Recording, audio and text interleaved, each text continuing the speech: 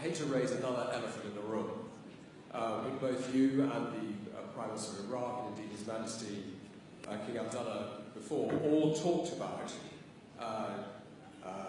Daesh being un-Islamic. And I'm quoting here from an article in The Atlantic by a friend, which you're almost certainly familiar with. The reality is that the Islamic State is Islamic, very Islamic. Yes, it has attracted psychopaths and adventure seekers drawn largely from the disaffected populations of the Middle East and Europe, but the religion preached by its most ardent followers derives from coherent and even learned interpretations of Islam. And the article obviously goes on to advise us to base our strategy on countering Daesh with that understanding at its heart, and I invite you to comment on it.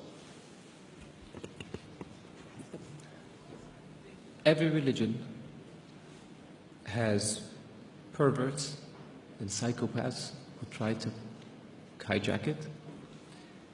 ISIS is as much Islamic as the KKK is Christian. Don't they have a cross? Don't they do everything in the name of religion and Christ?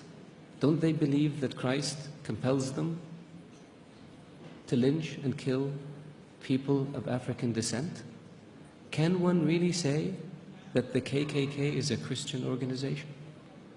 There are other groups that one can point to. There are other massacres that were committed in the name of keeping certain countries or regions clear of non-Christians. There are people like this also in the Jewish faith that have nothing to do with Judaism. There are people like this in the Hindu faith that have nothing to do with Hinduism. For anyone to argue that Daesh is Islamic is preposterous. In the Islamic faith, the Quran reveals that you have your faith and I have my faith. And you're free to practice your faith and I'm free to practice mine. What greater sign of tolerance and acceptance do you have than this? In the Islamic faith it says, he who kills an innocent soul is as if he has killed all of humanity. And he who saves an innocent soul is as if he saved all of humanity. What better example of compassion and mercy do you have than this? So if you look at what Daesh says and you say it's in the scriptures, doesn't the Old Testament say an eye for an eye and a tooth for a tooth? If somebody does it today, would you say they were Christian or they were Jewish? So I caution people, because it seems to have become almost novel. Not novel, it's become the flavor of the day to try to read things into Daesh or into Islam that are not there. The Islamic religion and Islamic civilization was the civilization that preserved the history of Greek and Rome and passed it on to the West.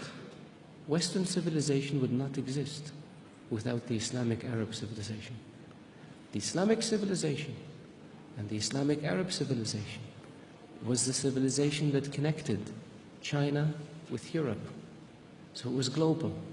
The point I made early on about being an intermediate civilization, this is what I mean. So if Islam was intolerant and Daesh represented Islam, would Islam have preserved Aristotle and Socrates and passed it on to the West? Would Islam have connected Eastern civilization with Western civilization? Of course not. So I urge you, all of you, to be careful when it comes to making generalizations or to accepting generalizations that have no basis in fact. Thank you.